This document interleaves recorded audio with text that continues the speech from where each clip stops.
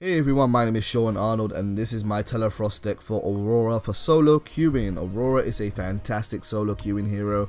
She's an excellent counter to face for the current meta, who is incredibly popular, and she's also a great hero for team fighting. If you want a hero who does a lot of damage but can also coordinate well with your other teammates, go for Aurora. She's a really great hero when combined with heroes like Gideon or other kind of crowd control or area effect heroes like them, and also other high damaging heroes, because you kind of control the position of your enemies and then they can kind of swoop in and do tons and tons of damage, which they absolutely will love you for.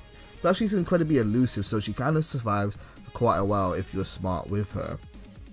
So first of all, I'm going to tell you all the cards in the deck so you can list them off and take them down if you want to, and then we're going to get into the build order.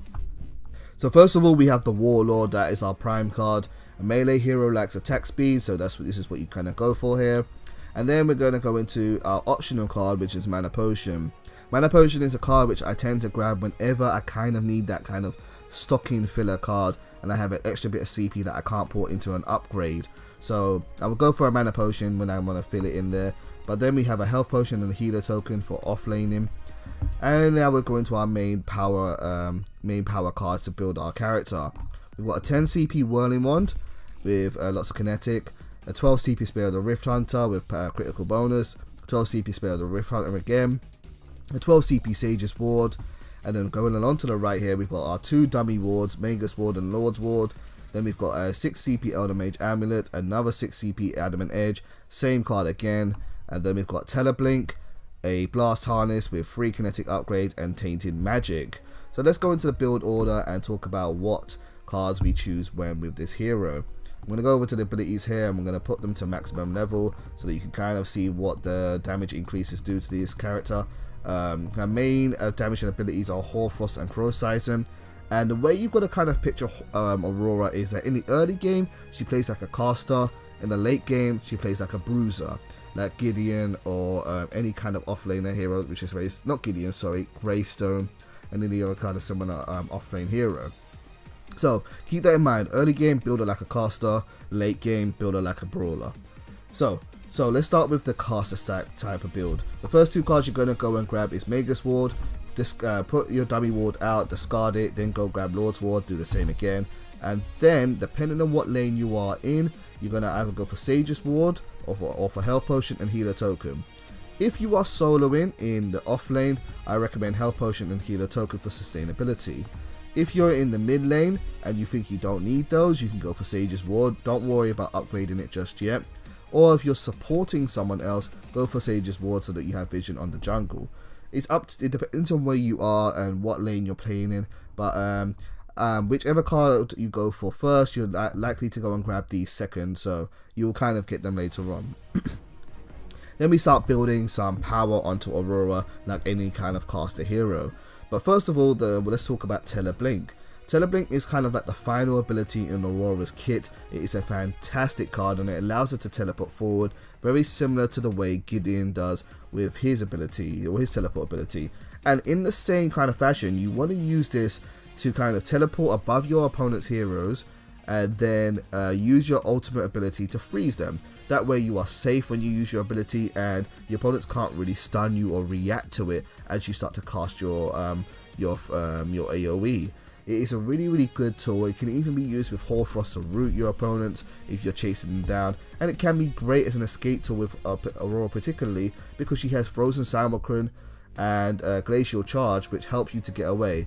Although this card doesn't let you use it if you've taken damage for 5 seconds, Glacial Charge lets you get away from your hero, create a bit of distance, and then you can use Teleblink later on to kind of get away from your hero. So it's a great versatile card. You want to get this when you have your ultimate, so yeah, try to grab your CP to get this ASAP. Then we're going to build damage and sustainability so that when you do go into team fights, you aren't going to die straight away. And so we're going to get our Adamant Edge here with our 1 CP of power and 2 CP of health. And then the same card again, 1 CP of power and 2 CP of health. Let's get rid of these two cards now, and then we're going to go and grab Elder Mage Amulet with 3 CP of power.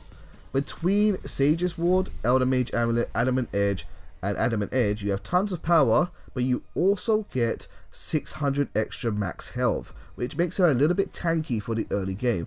It is really good for Aurora because she likes to get in up close to enemies, use her HoarFrost to kind of freeze them, and also to use her AoE. So having that extra sustainability in the early game is really quite nice. And the final card which you're going to get, which won't last very long, is Tainted Magic. This kind of augments her abilities a little bit. You use it along with Cryoseism or HoarFrost just to get that bit extra damage to your opponent's heroes, and it's got a nice bit of power and mana regen on it. Now we're going to go into our late game, and the first card which we're going to upgrade for our late game hand is the Sage's Ward. Get your power onto that, or you can even call it in your mid game hand, whatever you want to call it.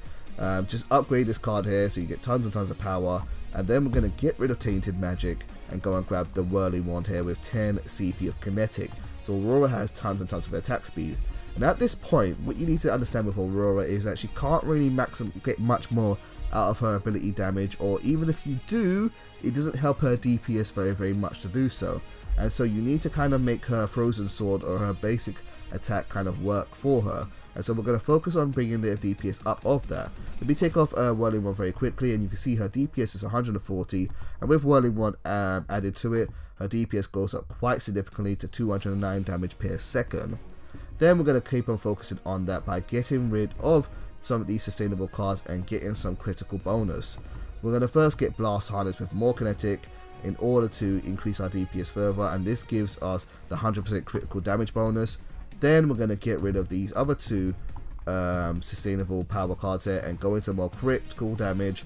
And the idea behind this is that Aurora kind of switches from relying on her abilities to do damage to just using them in order to control your opponent as crowd control effects, and then use her melee to kind of do the rest of the damage for her.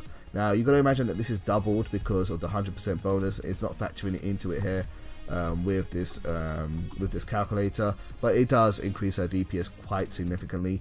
And the idea is that you can freeze your opponent and then slice, and you pretty much will kill them off quite quickly. And this is her build. It's a really fun build. It's very balanced. It works incredibly well for Aurora, and in most one-on-one fights you can kind of win them because of your crowd control effects. Aurora is a fantastic hero, as I said earlier. Great counter picks to many strategies, and if you like teamwork, she's a perfect hero for that. So give it a try. I'm currently grinding her out to get her to level 10 before the version 42 upgrade, and if anyone else is trying to do so, hopefully this helps them grind out those last couple of levels before the upgrade too. Thank you guys for tuning in. If you guys want to see any more from myself, feel free to subscribe, or if you want to play Paragon with me sometime, hit me up on PSN. You can see my account details on the screen, and please tune in for my other decks, which I will be publishing very shortly. Thank you for tuning in, and take care.